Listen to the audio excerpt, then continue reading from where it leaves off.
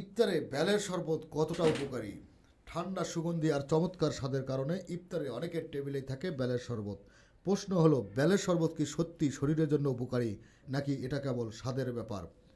পরিমিত পরিমাণে কম চিনি দিয়ে খেলে বেলের শরবত হতে পারে একটি স্বাস্থ্যকর ও প্রশান্তিদায়ক পানীয়। চিকিৎসা বিজ্ঞানের দৃষ্টিতে বেলের কিছু উপকারিতা আছে, তবে সেসব নিয়ে বিজ্ঞানীরা প্রমাণ এখনও সীমিত। তাই বেলের শরবতকে ওষুধ ভাবার সুযোগ নেই, বরং একে পরিমিত ও স্বাস্থ্যসম্মত পানীয় হিসেবে দেখা ভালো। বেলের পুষ্টিগুণ: বেলে আছে কিছু গুরুত্বপূর্ণ উদ্ভিজ্জ রাসায়নিক উপাদান, ট্যানিন, ফ্লাভোনয়েড ও কুমারিন।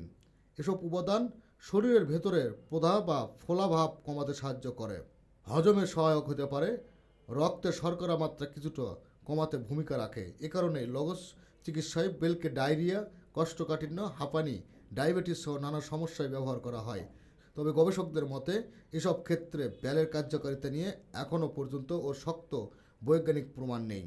রোজায় বেলের শরবত কেন জনপ্রিয়? রোজার পর শরীর পানিশূন্য ও ক্লান্ত থাকে। বেলের শরবত শরীর ঠান্ডা রাখতে সাহায্য করে, দ্রুত শক্তি যোগায়, হজমে স্বস্তি আনে, মুখের স্বাদ ফিরিয়ে আনে। বিশেষ করে যারা সারা দিন রোজার পর গ্যাস্ট্রিক বা বুক জ্বালায় ভোগেন, তাদের কাছে বেলের শরবত আরামদায়ক মনে হতে পারে। ডায়াবেটিস রোগীর জন্য কতটা নিরাপদ? বেল রক্তে শর্করা মাত্রা কমাতে পারে, এমন ইঙ্গিত কিছুটা গবেষণায় পাওয়া গেছে। তাই যারা ডায়াবেটিক্স ওষুধ বা ইনসুলিন নেন, তাদের ক্ষেত্রে অতিরিক্ত বেলের শরবত খেলে রক্তে শর্করা বিপজ্জনকভাবে কমে যাওয়ার ঝুঁকি থাকতে পারে। ডায়াবেটিস থাকলে চিনি ছাড়া বা খুব অল্প চিনি দিয়ে বেলের শরবত তৈরি করুন। পরিমাণ সীমিত রাখুন, প্রয়োজনে চিকিৎসকের পরামর্শ নিন। বেলের শরবতকে ওষুধ ভাবার সুযোগ নেই, বরং একে পরিমিত স্বাস্থ্যসম্মত পানি হিসেবে দেখা ভালো। বেশি খেলে কি বেশি উপকার? না, বরং উল্টো হতে পারে। বেলের শরবত বেশি খেলে পেট খারাপ, পেট ব্যথা, কোষ্ঠকাঠিন্য, বমি ভাব এসব সমস্যা তৈরি করতে পারে। তাই ইফতারে এক গ্লাসের মাঝামাঝি ঘনত্ব বেলের শরবতই যথেষ্ট।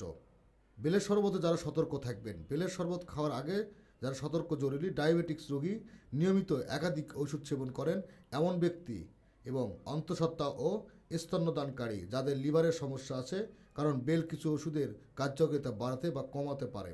স্বাস্থ্যকর বেলের শরবত বানানো যেভাবে স্বাস্থ্যকর বা এরকম স্মুদি বানাতে পুরোপুরি পাকা বেল ব্যবহার করুন। অতিরিক্ত চিনি নয়, অল্প বা একেবারে না থাকলে ভালোভাবে সেকে পরিবেশন করুন। বরফের বদলে ঠান্ডা পানি ভালো। শেষ কথা, পরিমিত পরিমাণে কম চিনি দিয়ে খেলে বেলের শরবত হতে পারে একটি স্বাস্থ্যকর ও প্রশান্তিদায়ক পানীয়।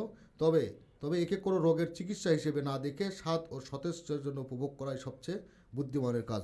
বিভিন্ন খবর পেতে আমাদের চ্যানেলটি সাবস্ক্রাইব করে, বিভিন্ন স্বাস্থ্যসম্মত খবর পেতে আমাদের চ্যানেলটি সাবস্ক্রাইব করে সাথেই থাকবেন।